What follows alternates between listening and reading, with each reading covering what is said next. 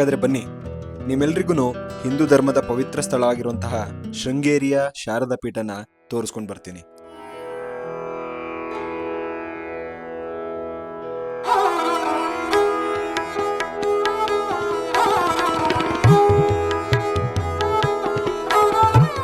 ಯಾಕೆ ಆದಿಶಂಕರಾಚಾರ್ಯರು ಶೃಂಗೇರಿನ ಸೆಲೆಕ್ಟ್ ಮಾಡಿಕೊಂಡ್ರು? ಹಿಂದುತ್ವ, ಸನಾತನ ಧರ್ಮ ಆ್ಯಂಡ್ ಅದ್ವೈತ ಸಿದ್ಧಾಂತದ ಬಗ್ಗೆ ಡಿಬೇಟ್ಗಳನ್ನ ಮಾಡಿಕೊಂಡು ಇಂಡಿಯಾದಲ್ಲಿ ಸುತ್ತಾಡ್ತಾ ಇರಬೇಕಾದ್ರೆ ಕರ್ನಾಟಕದ ಶೃಂಗೇರಿ ಅಂತ ಜಾಗಕ್ಕೆ ಬಂದಾಗ ಅವರೊಂದು ಘಟನೆಯನ್ನು ಅಬ್ಸರ್ವ್ ಮಾಡ್ತಾರೆ.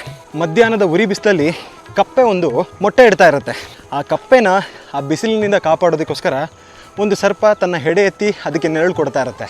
ಇದನ್ನು ನೋಡಿ ಆಶ್ಚರ್ಯ ಆದಂತಹ ಆದಿಶಂಕರಾಚಾರ್ಯರು ಶಾಂತಿ ಮತ್ತು ಬಾಂಧವ್ಯಕ್ಕೆ ಇದಕ್ಕಿಂತ ಒಂದೊಳ್ಳೆ ಜಾಗ ಇನ್ನೊಂದಿಲ್ಲ ಅಂತ ಹೇಳಿ ತುಂಗಾ ನದಿ ತೀರದಲ್ಲಿ ಶೃಂಗೇರಿಯ ಶಾರದಾ ಪೀಠನ ಸ್ಥಾಪಿಸ್ತಾರೆ.